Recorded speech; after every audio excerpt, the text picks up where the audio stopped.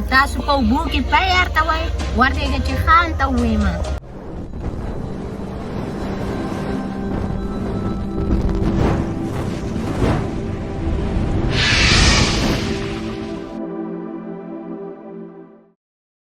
کار خو ډېر زیات لیټ شو او د پیو ټایم دی پی را نه وړه خان السلام علیکم وعلیکم السلام ته خو ډېر لیټ شوې خان په لاره کې ټریپ او پی دې راوړه او دا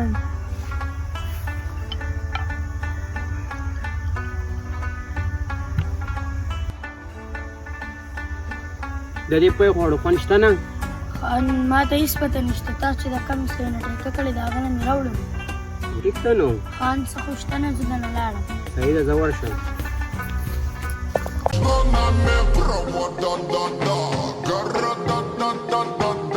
السلام علیکم وعلیکم السلام خان کس په ته وباڅه او کنه یاره زما پیم شک راځي د دې پی وړو خوند شته نه خو داسې شی کوه چې نن نه پس پیتونو یې ګرانې ما ته پرېږده زه صحیح ده ورشه او نګراني پې شروع کړم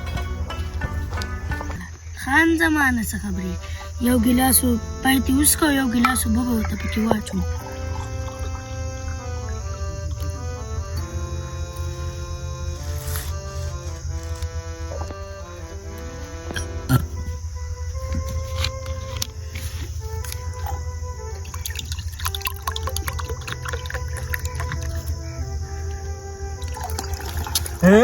خان د به ویم په پای کې وباڅه مړه تاره به تیم یو ګیلاس درکم خان ته ولې زما به کې مزې دي ډکه مړه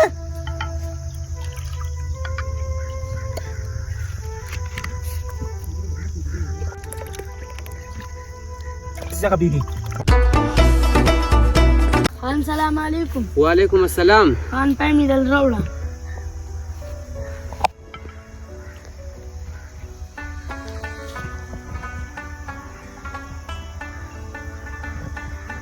دا پی خو یاره د هغې نه هم خوند خراب شو خان زه ته څه خبرې همدغه پای دی نو یاره ورو په ورو خرابېږي چې دا څه وجه کېدی شي A few moments later. خان السلام علیکم وعلیکم السلام خان تاسو چې د کم دا 2 کسان د پیو په ټیکه کړي دي دوالته ناسي هغو دواړه ته اوسکي اصلي پی او په نورو کې اوبه واردئ او کنه یاره د پیو دا خوند ورو ورو بدلېږي چې نن نه پس پیتونه یې ګران شوې خو تو ته خیال کوه چې اوبه پکې وانه چوي ورشه لاړ شه پسې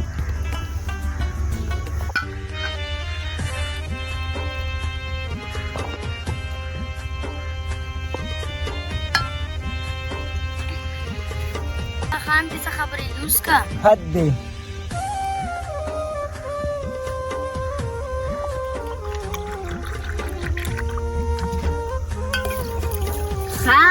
تاسو په اوبو کې پی ارتوئ ورته چې خان ته ووایم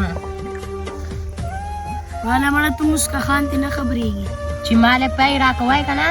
خان به ترې نه خبرېږي مخکې به م پکې 2 ګیلاسه اچول اوس به پکې 3 اچوم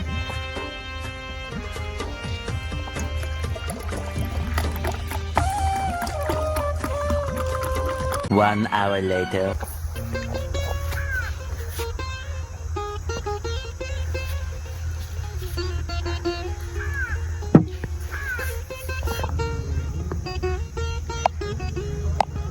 هلا دا خو د پیو ټایم دی نوکر پی نه دي راوړي نوکره